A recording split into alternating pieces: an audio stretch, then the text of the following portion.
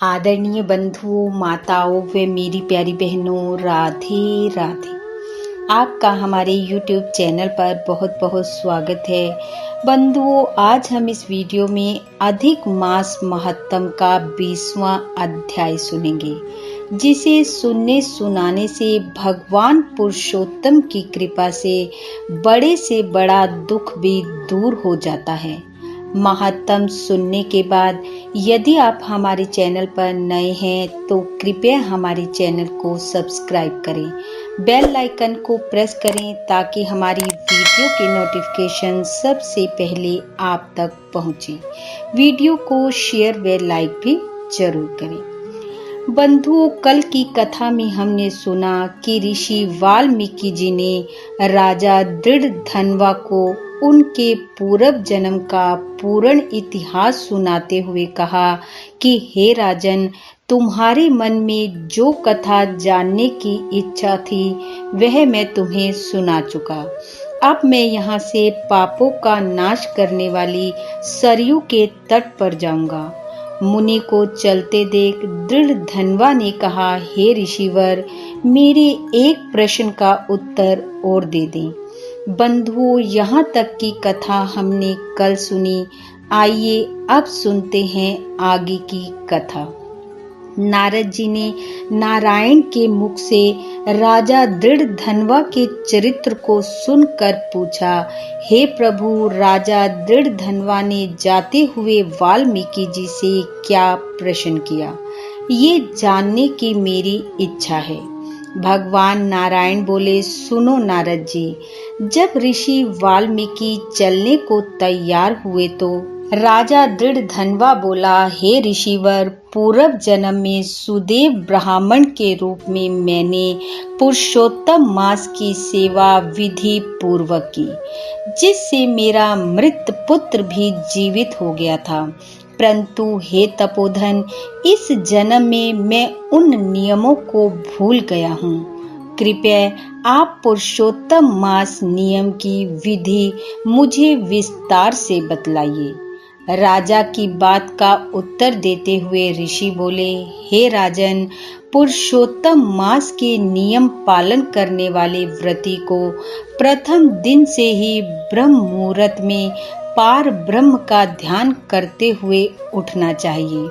शौच आदि क्रियाओं से निवृत्त हो स्वच्छ जल से दातुन कुल्ला करना चाहिए। रविवार को नीम की दातुन नहीं करनी चाहिए। उसके बाद शुद्ध जल से स्नान करना चाहिए।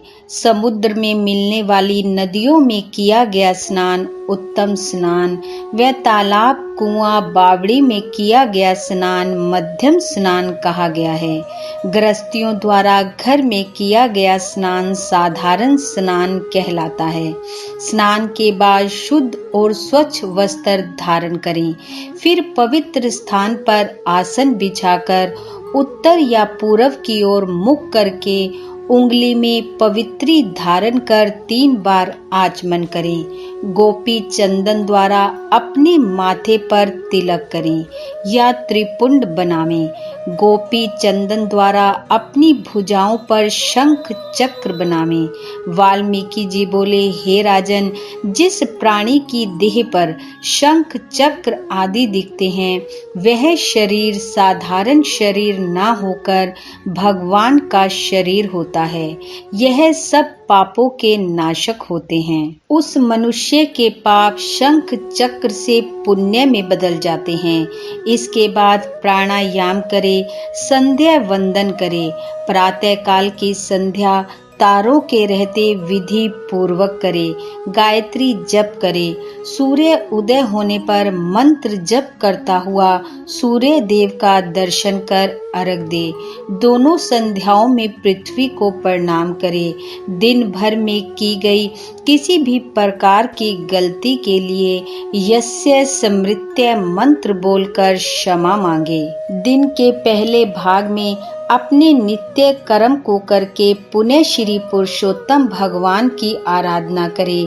लिपि पुती शुद्ध भूमि में मन वाणी को वश में करके एक चकोर या गोल मंडप बनाए।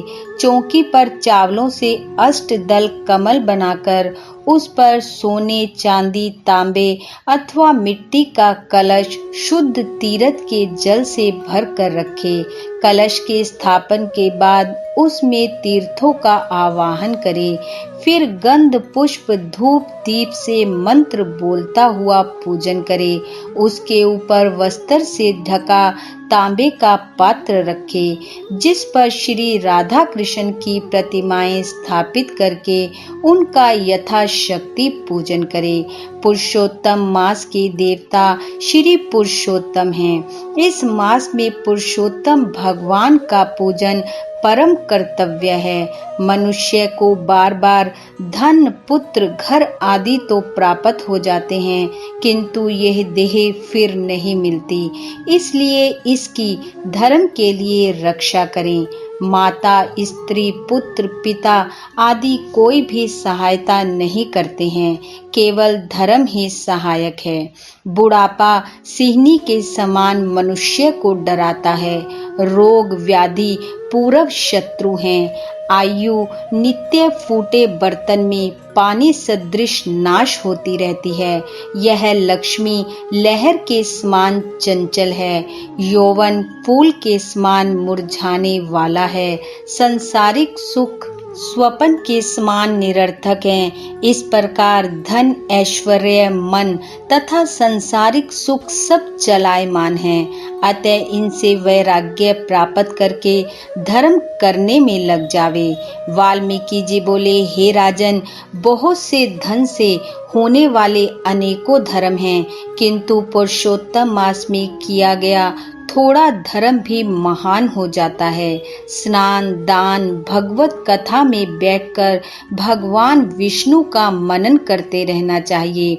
केवल इतना किया धर्म भी बड़े भारी दुखों से मनुष्य को बचा लेता है। पुरुषोत्तम भगवान की कृपा हो जाने से इसका नाम पुरुषोत्तम पड़ा है। जिस प्रकार हाथी के पांव के निशान में मनुष्य के पैर समा जाते हैं, उसी प्रकार सब धर्म भी पुरुषोत्तम मास के धर्म में समा जाते हैं।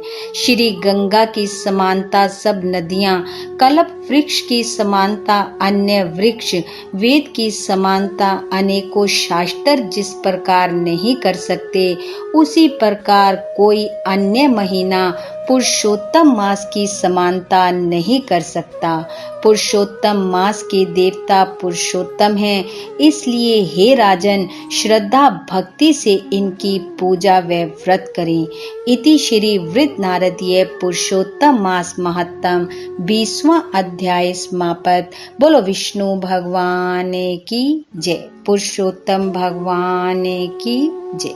बंधुओं, भगवान श्री हरि की कृपा दृष्टि सदैव आप व आपके परिवार पर बनी रहे। इन्हीं शुभकामनाओं के साथ आप सबका बहुत बहुत धन्यवाद। राधे राधे।